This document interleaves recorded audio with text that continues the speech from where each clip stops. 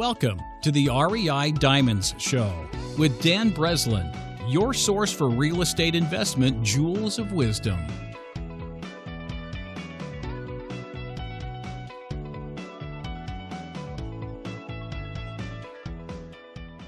Welcome to the REI Diamond Show, the show that's dedicated to discovering the jewels of wisdom real estate investors are using to increase their return on investment of both time and money.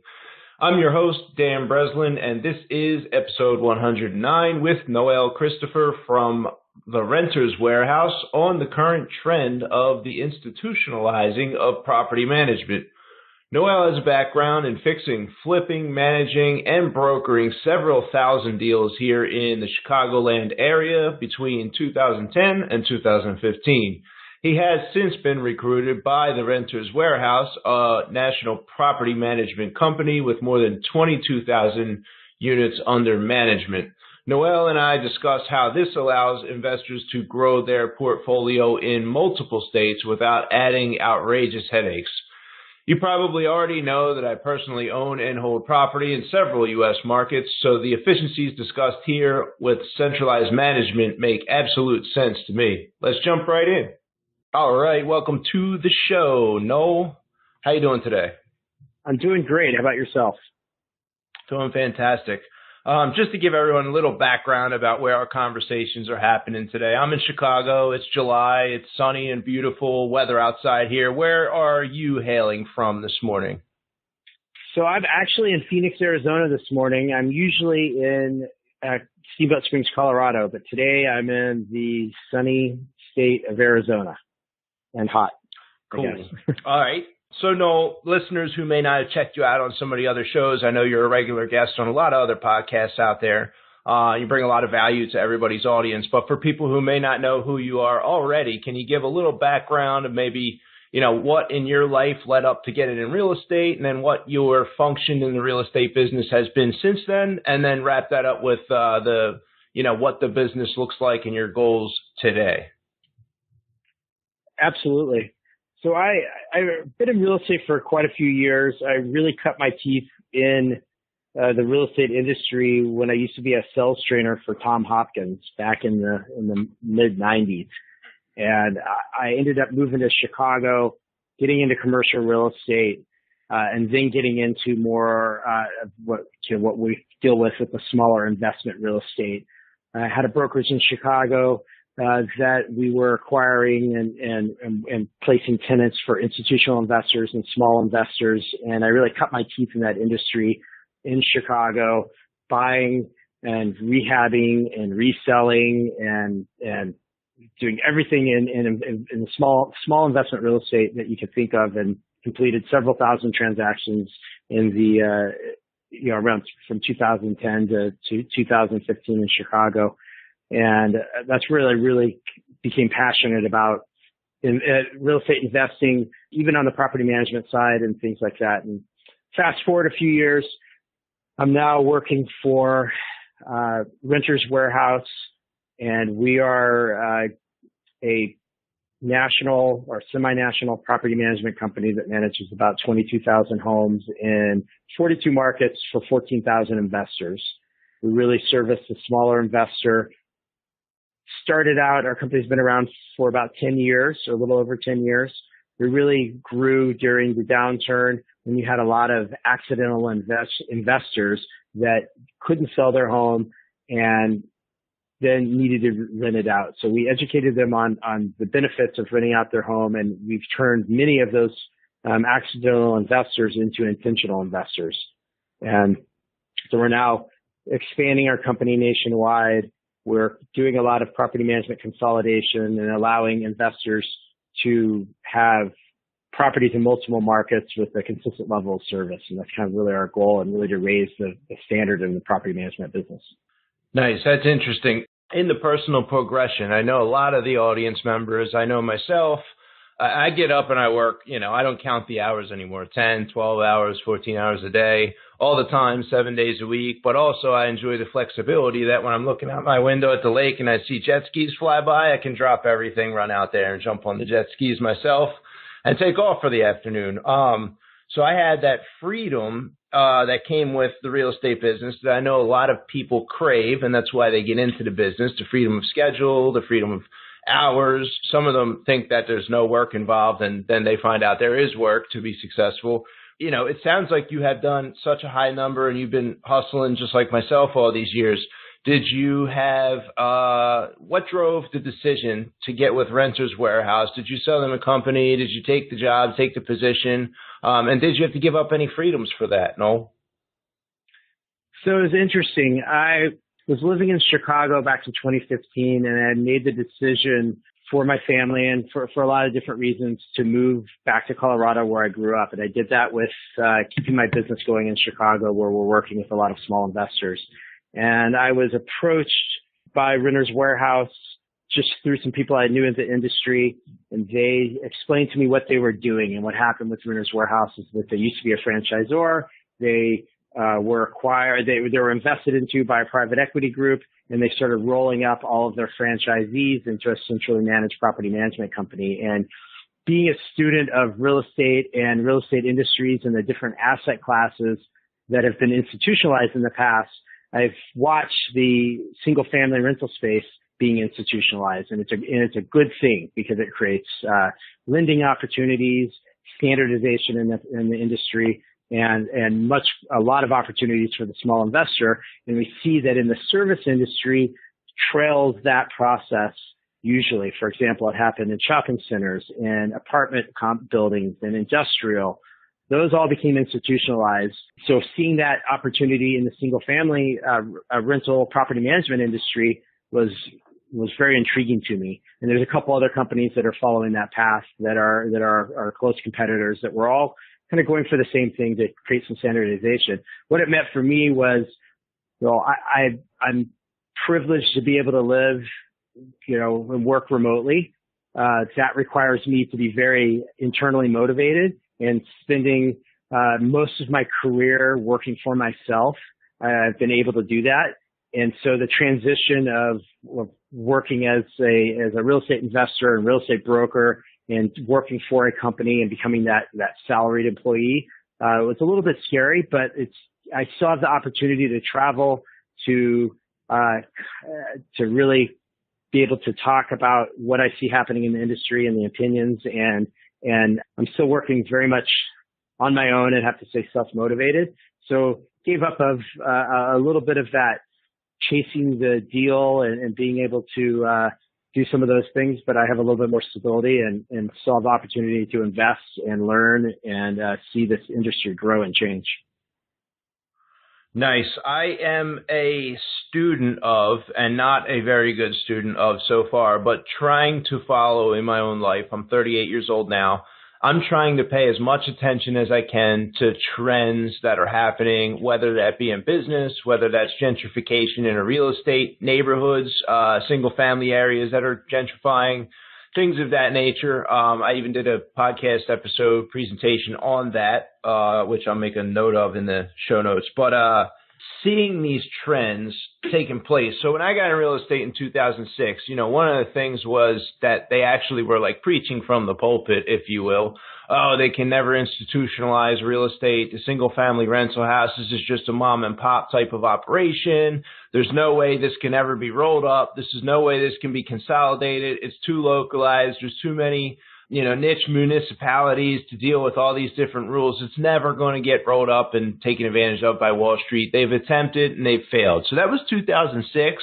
And then personally, I've been to a speaker at the IMN Single Family Rental Conference, which, you and a lot of listeners know is a conference focused on and attended by many of the institutional investors and service providers. And it's not uncommon for people to have portfolios of, several hundred properties or even more than that in attendance there. And they have pretty much successfully institutionalized at least some components, some price points, some parts of single family rental. So what is it, Noel, that you see with that trend that's taken place? You guys have 22,000 homes under management. I'm assuming that there's some level of success there and some efficiencies that maybe you could speak to, but what is it that also helped that take place, if anything? Otherwise, trends, internet, access to information, et cetera, that sort of made that possible and greased the skids to get that done? Yeah, so it's really interesting because I was one that had that opinion in 2006. I probably would have stood next to you and agreed with you wholeheartedly. And a couple of things happened at once. There was obviously the downturn in the market.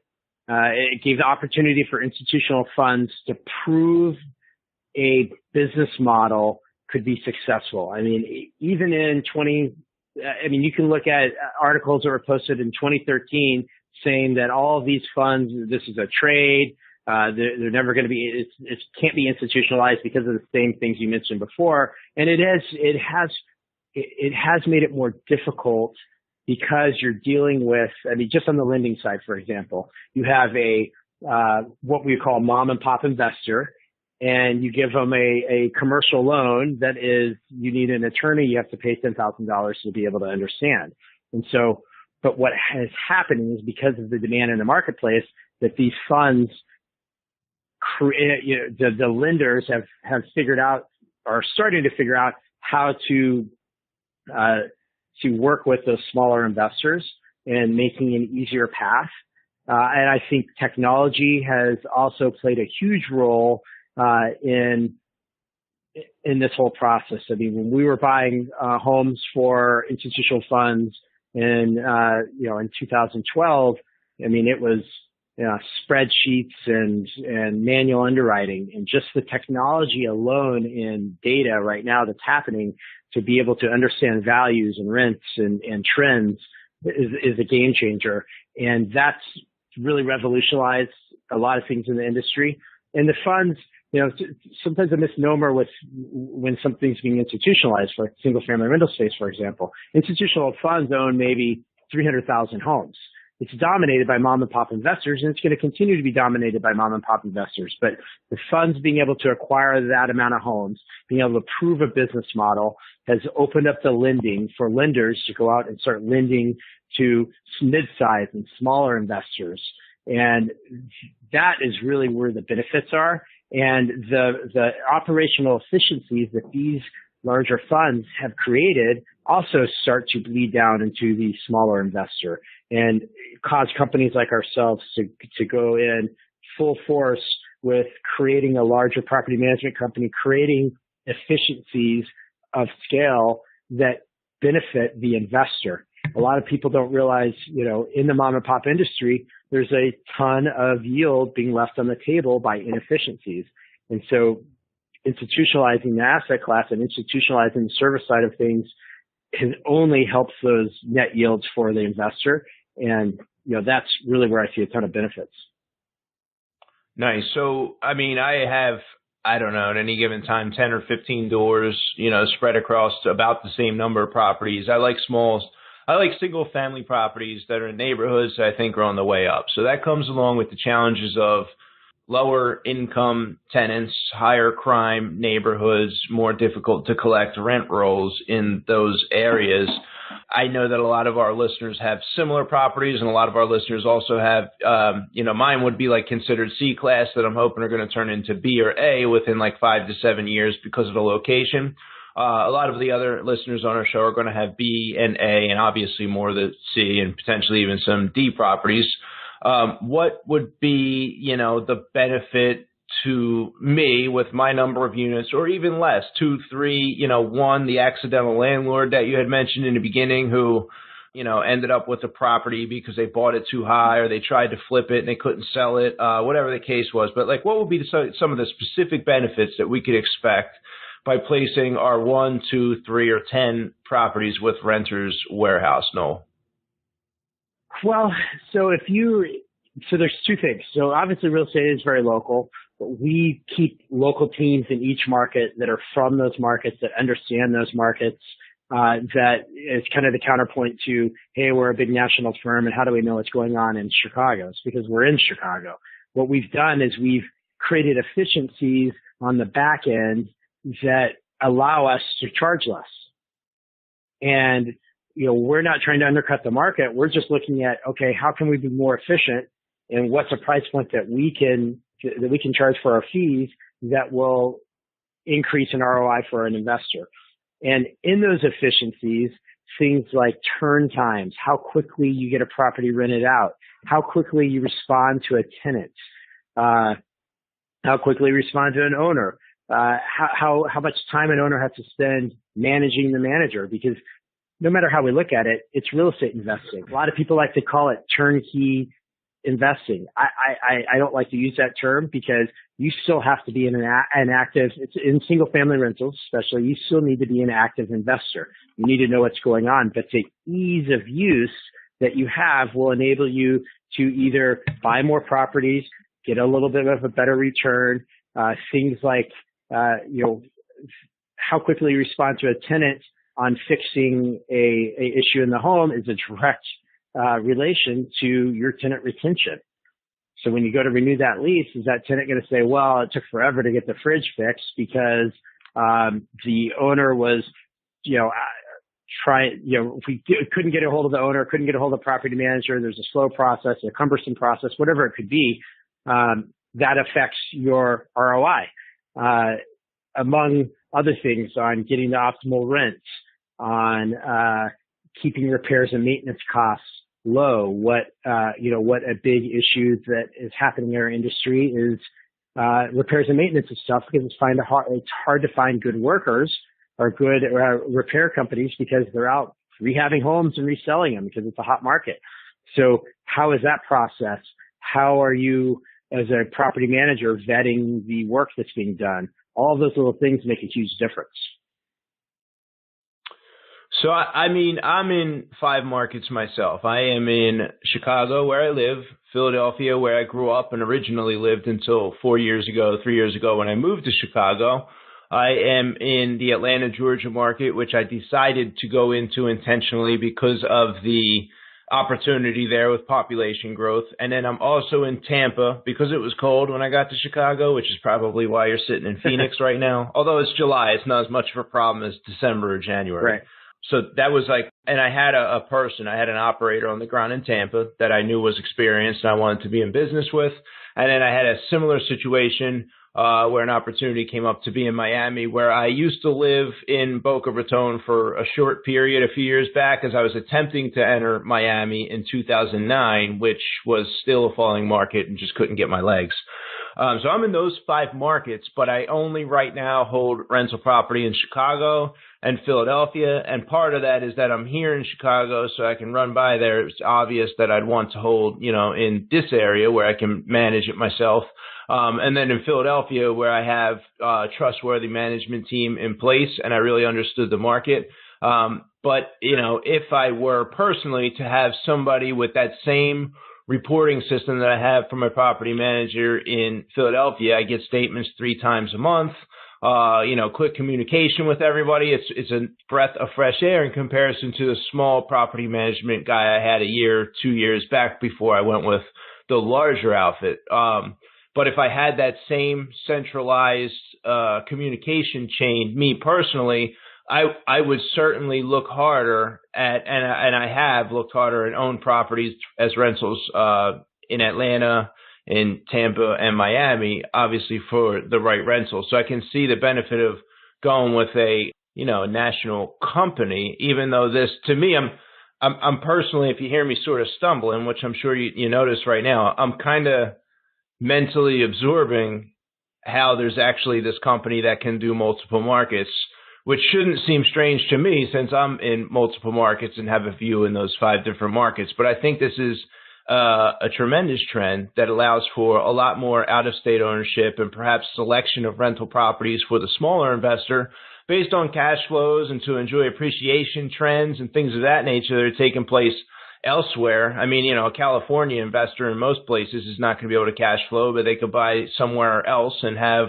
the national company and treat these properties more like stocks that you're never going to physically visit, more like a stock where you're going to read the annual report, more like a stock where it's a somewhat passive transaction and it's all taking place through your interface, online and through the phone, and basically reading it with only the information that's available without physically ever visiting, the business of the stock as an example there, if I'm using that as a metaphor. What client benefits have you seen that maybe illustrate that, if you have any anecdotes where, somebody came on and they had one or two properties in one market and perhaps they have now several properties in several markets, or is that not necessarily a progression path for a client of Renters Warehouse? So there's two things. So we serve a couple different type of clients. Many of our clients own one or two homes. We're making a big push on enabling and educating our customers to be able to buy more properties. And kind of one of the things with our company is we acquired a lot of our clients through acquisitions, through buying back franchises. So we're getting to know our customers and helping them acquire more companies and putting resources in front of them. And then another type of client we manage for is a larger investor that might have hundreds of properties in multiple markets. So some examples would be you own 10 properties in 4 markets and you have 4 property managers. You have 4 different levels of reporting. You have four different styles of management, styles of communication, portals, platforms, processes, and et cetera. That if you took a sample of 10 property managers, you would probably find 10 different ways that people do manage properties. So a benefit for an investor is, and as you know this, Dan, most investors own, in the single family rental space, 50% or so own 1 or 2 homes out of the 16 million homes. And out of those 50% or 50% plus that own 1 or 2 homes, most of them own them within their geographic region. And being able to now invest outside of your region, or when we have even mid-size or larger investors come to us and say, what's the market we should go into next? We say, well, we have 42. We can give you some great markets to buy in, but you don't need to buy 10, 20, 30, 40, 50, 100 homes in a market to create your efficiencies. It's already been created by us. So that's a benefit for an investor to, invest in Chicago in a C-class neighborhood, invest into Tampa in an A-class neighborhood, there's so many opportunities, and you can leverage the efficiencies of what a large fund might have through a company that, for a self-serving comment here, but through a company that manages 22,000 homes, you get to leverage all those efficiencies. Whereas sometimes with the multiple managers, you're going to get different levels. We have, there's some things that I've learned in the property management business when we do our acquisitions of companies that, when there's a lot of guys who have a lot of property management companies that manage maybe less than 200 doors. Well, that could usually manage with a small team of a couple of people. What happens is when they start to get bigger, the process starts to break down because they don't have systems and processes in place. And so that's always a risk that you have. Gotcha. You mentioned that some clients would come, and that's where my mindset is. I would think that I'd want to know which markets would be better to invest in. Do you have a top 3 or top 5 markets that, you believe personally are exciting and that clients should go buy properties? And if so, for what reasons? So, I personally like Chicago, but Chicago is a tough market because there's a lot of extenuating factors that can affect, taxes and the health of the market or the health of the state and things like that. So a lot of people have a hard time getting into Chicago. But, there's great opportunities always in places like Dallas. I really like Oklahoma City and Tulsa, Nashville. It depends on the goals, what goals you have and what you're investing for.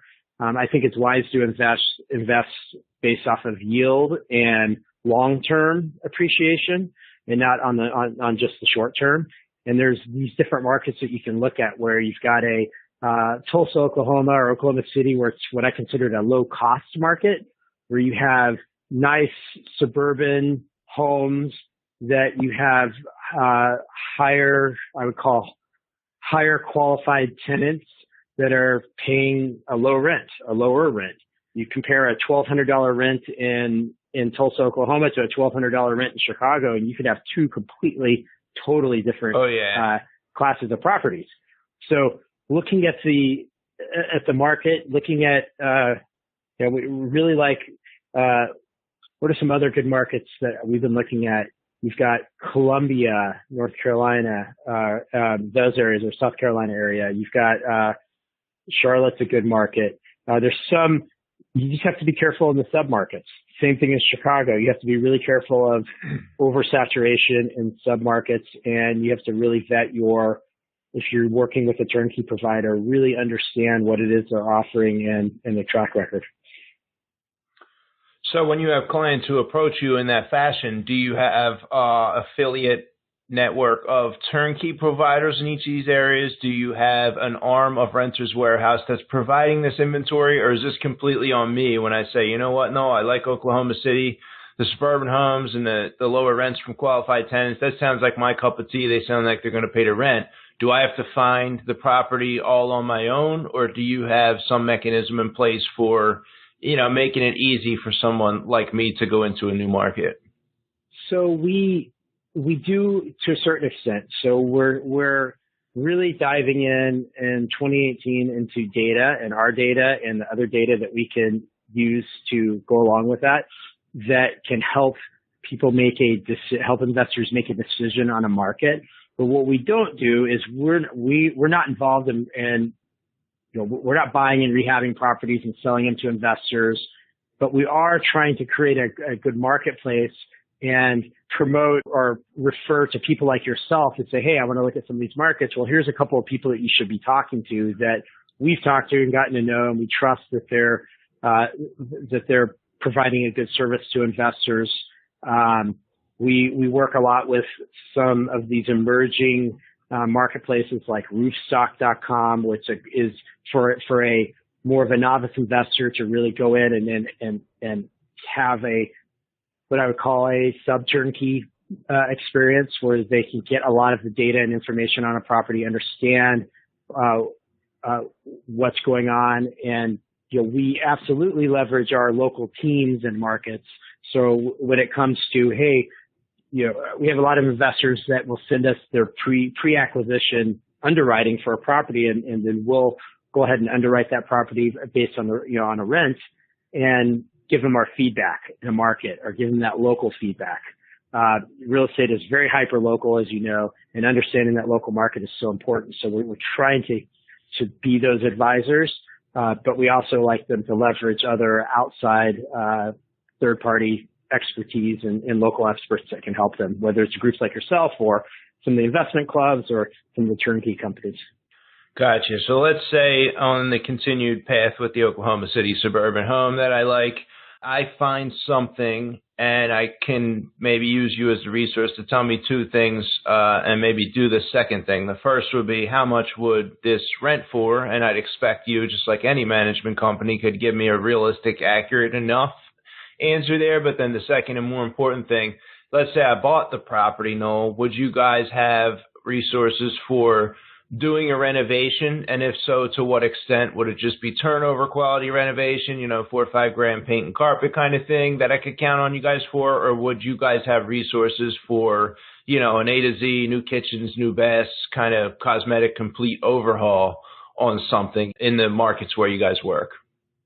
So we can advise, we do advise on what level of rehab needs to happen.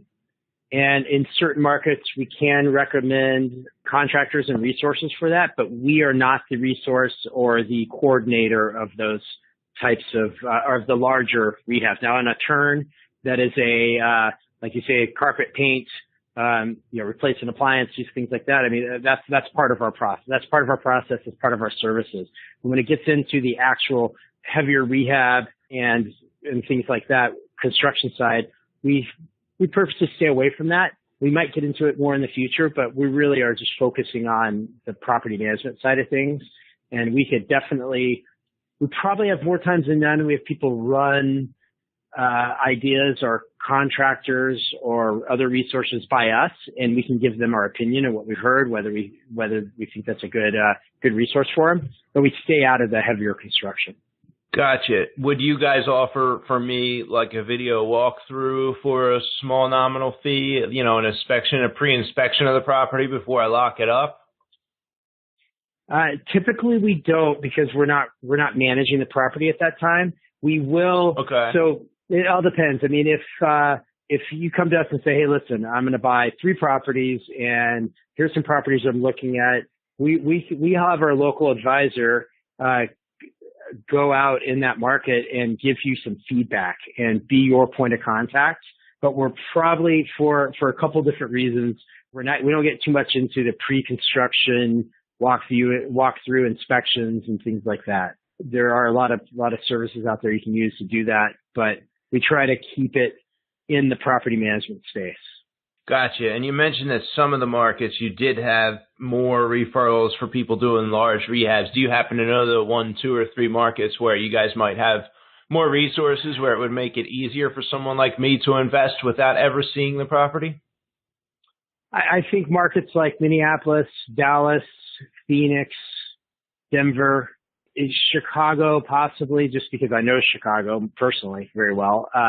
But I'm really kind of guessing beyond that, because I don't know if I have that off the top of my head. But that's something that we're moving to create those resources that investors can go to. But we usually like to lean on more of, here's a great turnkey group, or here's a group that's producing great properties or can put you in the direction of great properties, or referring to people like yourself who have some particular expertise in some of those local markets. Gotcha. That makes sense.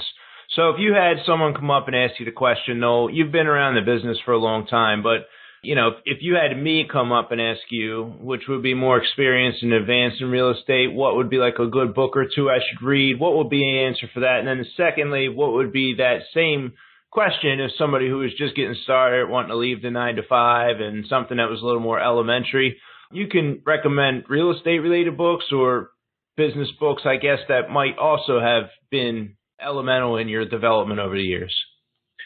So I have a couple of books in mind for both levels, and one of them is a little bit self-serving. On the novice real estate investor, our CEO just released a book last year called The Rent Estate Revolution.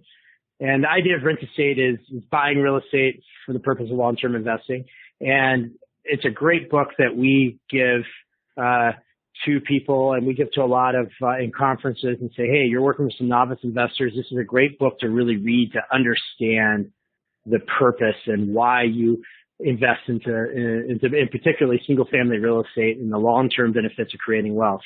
A book that I just recently read that is I would call it an oldie but a goodie, is the Millionaire Real Estate Investor by Gary Keller. And that's a great book for seasons, for anybody to read, to take a deeper dive into real estate investing. And there's a ton of anecdotes and examples of real estate investors, how they've been successful. And there's a lot of there's millions, or not millions, but hundreds of great investing books. But that's one that I just recently read that was amazing, that is particularly on real estate. I don't remember if I actually read The Millionaire Real Estate Investor. I'm sitting here as you're mentioning it. I'm thinking, I thought I bought that, but I don't remember seeing it. I just moved into a new condo 2 months ago. I put all the books on the shelf, and I don't remember seeing that. So I'm probably going to have to order it possibly for the second time and go through it, because I do remember reading, and this actually helped me in building Diamond Equity Investments to doing, 25, 35, 45 deals per month.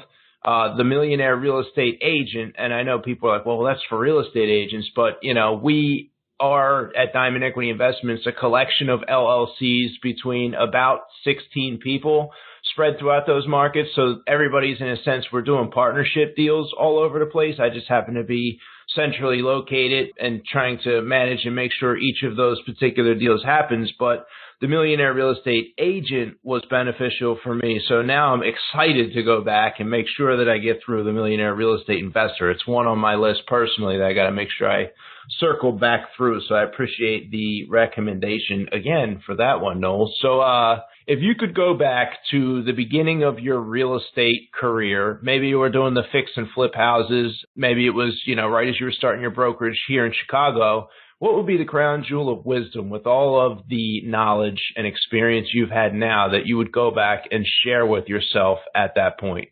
I would tell myself not to wait. And this is on a personal level, on a professional level.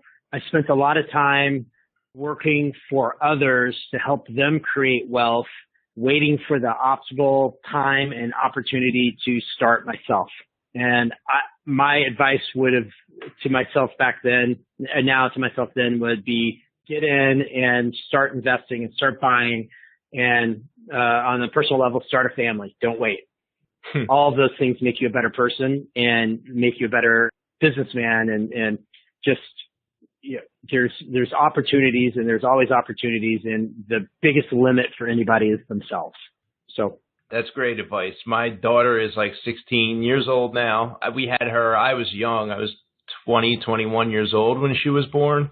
And that is the reason I moved to Chicago. She had lived out here since 2004, 2005, and it was 2014 that finally my business in Philadelphia was at a place that I didn't think it would crumble if I left. And I picked up and moved to Chicago, and, that led to the expansion of our company throughout all those markets, like I mentioned earlier in the episode. But I did that motivated not out of growth, not out of money, not out of taking over the country in real estate or anything like that at all, but it was motivated solely by family. So I can wholeheartedly agree and relate with that. And then you mentioned also don't wait with the real estate investing. And I can remember 2 years ago, a year ago, even right now thinking, oh my gosh, it's not the right time to buy. I have the recency bias of, as all of us pretty much have, with 2008, 9, 10 as the market crashed. And we're all sitting around waiting for the prices to drop again back to those levels. And I am not confident that we're going to see prices at that level ever again in my lifetime. I think they will maybe cool off a bit, but I'm glad that over the last couple of years here I did buy, because the properties I bought, and no, they felt like they were outrageously priced retail. I didn't buy them above retail prices. I mean, I bought them at fair prices, but to me, they felt like astronomically high prices. And then in that same year and a half, 2 years that I've owned, those units since I started picking those up, they have gone up. Some of those properties have gone up $100,000, $120,000 or more. Some of them have gone up percentage-wise 20, 30%, 40% since I bought them just 2 years ago. And I had to overcome the recency bias and thinking we're too high of a price point in the market, and waiting for a better time to start picking these things up. And I have the evidence that, it worked. I mean, tomorrow the whole thing, I guess, could crash and I'll sound like a real buffoon. But for now, I think that is some fantastic wisdom to share for sure. Hey, Noel, how can people get in touch with you or get more information about your company? Absolutely. I'm very accessible. www.renterswarehouse.com is our company. My email is very simple. It's Noel C, that's NOELC, @renterswarehouse.com. I'm on LinkedIn as well. I'm very accessible on LinkedIn. It's just, if you search Noel Christopher, I'm there. And those are probably the best ways to get a hold of me. I love to talk to people who just want advice about whether it's in property management, real estate investing, whatever it is. It's you don't have to have a business opportunity that directly benefits me to talk to me. So I'm very accessible. Cool. Is the book easily available by contacting you guys, by your CEO, the Real Estate Revolution? Yes. So if you go to renterswarehouse.com, I believe it's on our website here, and I'm just checking really quick. But if you search Real Estate Revolution, we have a lot of content, a lot of ideas and things like that on real estate investing. And actually, and I apologize, the website is rentestaterevolution.com. That's rentestaterevolution.com. And that's a great way to find the book that's written by Kevin Ortner. There's resources, a lot of different things there. So. Well, cool. Noel, I appreciate you taking your time out. We have reached the end of our time together. I have a few pages of notes here. I thank you for everything you've shared today, and I thank you for your time and coming on the show. I appreciate it, and thank you for having me on the show as well. And thank you for listening to this episode of the REI Diamond Show. If you are interested in a pre-release of the next episode, that is before the email goes out, please subscribe on YouTube or one of the podcasting apps, including iTunes, Google Play, or Stitcher. Accredited investors are already earning double-digit returns passively in real estate. Are you?